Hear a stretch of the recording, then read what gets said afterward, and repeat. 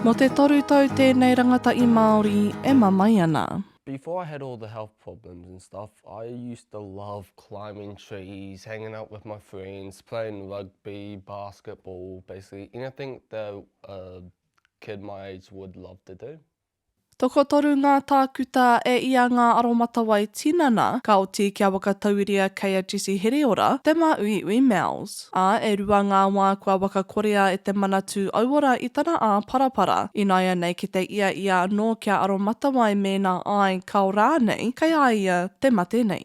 For me, MALS is like, it's to do with your stomach, and like for a normal person's stomach, it would normally kind of look like if you had two hooks kind of like that.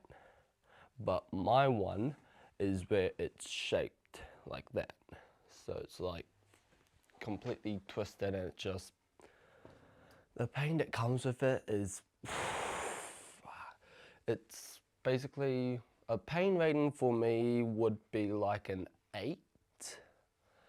And since I've been in pain for so many years, it has adapted more. Within 6 weeks, we were booked in to have the operation.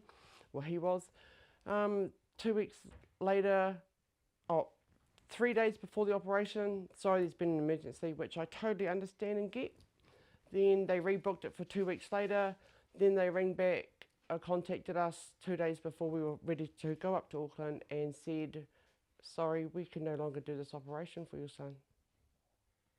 Gutted. Just, what am I supposed to do as a mother? E toru tau oki a Jacqueline Hereora e mātakitaki ana i tana tama e tauma ana i tēnei mā ui. Took him 10 letters to get one scan done for Jesse because they keep declining him for MRIs and CTs. Then when we went back in to see him, he turned around and his words were, "You were right, Jackie, he's got MALS." Nā wai anō kua o a te wānau nei, e ko ipu te ana kia a paraparatia ai ia, e ngā tākuta kia hita reiria. I don't have money, I'm on a carer's benefit. I'm probably going to get in trouble for fundraising like I have been, but I'll do whatever I have in my power to help my son live a normal life. Become a fully qualified builder and be a professional pool player too.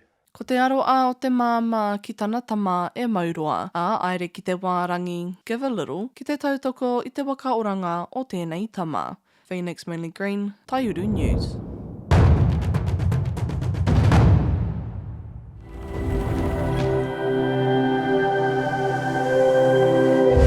Ko te reo, te take.